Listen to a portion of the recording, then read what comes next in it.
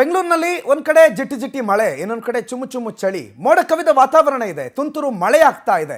ಬೆಂಗಳೂರಿನ ವಾಹನ ಸವಾರರಿಗೆ ಬೆಳಗ್ಗಿನಿಂದಲೇ ಒಂದ್ ರೀತಿ ವರುಣ ಸಮಸ್ಯೆ ಕೊಡ್ತಾ ಇದ್ದಾನೆ. ಬೆಂಗಳೂರಿನಲ್ಲಿ ಕನಿಷ್ಠ ತಾಪಮಾನ 21 ಡಿಗ್ರಿಗೆ ಕುಸಿದೋಗಿದೆ. ಬೆಂಗಳೂರಿನಲ್ಲಿ ಬೆಳಿಗ್ಗೆಯಿಂದಲೂ ಕೂಡ ಮೋಡ ಕವಿದ ವಾತಾವರಣ ಇದೆ. ಜಿಟಿ ಜಿಟಿ ಮಳೆ, ಚುಮು ಚುಮು ಚಳಿ, ಚಳಿಗೆ ಸ್ವೆಟ್ರು ಜರ್ಕಿನ್ ಹಾಕೊಂಡು ಬೆಂಗಳೂರು ಜನ ಹೊರಗಡೆ ಬರ್ತಿದ್ದಾರೆ.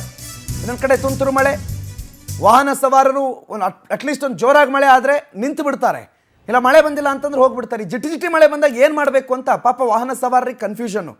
ಯಾಕಂದರೆ ಒಂದು ಕಡೆ ಮಳೆ ಬರಲ್ಲ ಅಂತ ಅಂದ್ಕೊಂಡು ಧೈರ್ಯದಲ್ಲಿ ಹೋಗೋಣ ಅಂತಂದರೆ ಜಿಟಿ ಜಿಟಿ ಮಳೆ ಗಾಡೀಲಿ ಹೋಗೋ ಫೋರ್ಸಲ್ಲಿ ನಮ್ಮನ್ನು ಒದ್ದೆ ಮಾಡಿಬಿಡುತ್ತೆ. ಇಲ್ಲ ಮಳೆ ಬರ್ತಿದೆ ಅಂತ ನಿಂತು ಬಿಡೋಣವೇ, ಅದು ನಿಲ್ಲೋ ಲಕ್ಷಣವೇ ಕಾಣಲ್ಲ, ನಿಂತರೆ ಇಡೀ ದಿನ ನಿಂತಲ್ಲೇ ನಿಲ್ಲಬೇಕು. ಹಾಗಾಗಿ ಬೆಂಗಳೂರಿನ ವಾಹನ ಸವಾರರ ಪರಿಸ್ಥಿತಿ ಮಾತ್ರ ದೇವರಿಗೆ ಪ್ರೀತಿ.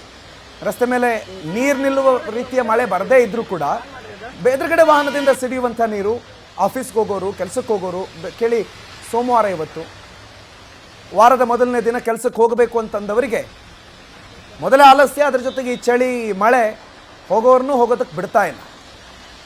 ಸೊ ಬೆಂಗಳೂರಿನ ಜನ ಪಾಪ ಈ ಮೊನ್ನೆವರೆಗೂ ವಿಪರೀತ ಸೆಕೆ, ಕೈಯಲ್ಲಿ ಫ್ಯಾನ್ ಹಿಡ್ಕೊಂಡು ಓಡಾಡ್ತಾ ಇದ್ರು. ಏಕಾಏಕಿ ಈಗ ಫುಲ್ ಕಂಪ್ಲೀಟ್ ಚೇಂಜ್ ಆಗಿಬಿಟ್ಟಿದೆ. ಮನೆಯಲ್ಲಿ ಬೀರುವಲ್ಲಿ ಅಟ್ಟಕ್ಕೆಲ್ಲ ಏರಿಸಿದ್ದಂಥ ಚಳಿಗೆ ಸ್ವೆಟರ್ಗಳು ಈಗ ಹೊರಗಡೆ ಬರ್ತಾ ಇದೆ. ಸ್ವೆಟ್ರು ಜರ್ಕಿನ್ ಹಾಕ್ಕೊಂಡೇ ಹೊರಗಡೆ ಬರಬೇಕು, ಇಲ್ಲಾಂದರೆ ಬೆಂಗಳೂರಲ್ಲಿ ಮೈ ಕೊರೆಯುವ ಚಳಿ ಬೆಳ್ಳಂಬೆಳಿಗ್ಗೆ. ಅದು ಮೋಡ ಕವಿದಿದೆ, ಜಿಟಿ ಜಿಟಿ ಮಳೆ ಆಗ್ತಿದೆ, ಒಂದೊಂದು ನಿಮಿಷಕ್ಕೊಂದ್ಸಲ ಮಳೆ ಬರುತ್ತೆ ಹೋಗುತ್ತೆ ಅನ್ನೋ ಪರಿಸ್ಥಿತಿ ಇದೆ. ಸೊ ಬೆಂಗಳೂರಿನಲ್ಲಂತೂ ಮಳೆ ಈ ರೀತಿಯಲ್ಲಿ ಜನಜೀವನದ ಮೇಲೆ ಪ್ರಭಾವ ಬೀರಿದೆ.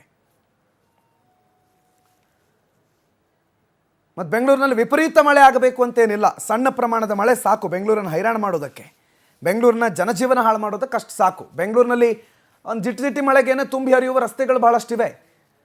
ಒಂದು ವೇಳೆ ಜೋರು ಮಳೆ ಆಯಿತು ಅಂತಂದರೆ ಬೆಂಗಳೂರು ಮಧ್ಯಾಹ್ನದ ಒಳಗೆ ಮತ್ತೆ ಹೊಳೆ ಆಗುವ ಸಾಧ್ಯತೆ ಇದೆ. ಯಾಕಂದರೆ ಬೆಂಗಳೂರಿಗೆ ಅಂಥ ಮಳೆಯನ್ನು ತಪ್ಪಿಸಿಕೊಳ್ಳುವ ಅಥವಾ ಅದನ್ನು ಹಿಡಿದಿಟ್ಕೊಳ್ಳುವ ಶಕ್ತಿ ಇಲ್ಲ.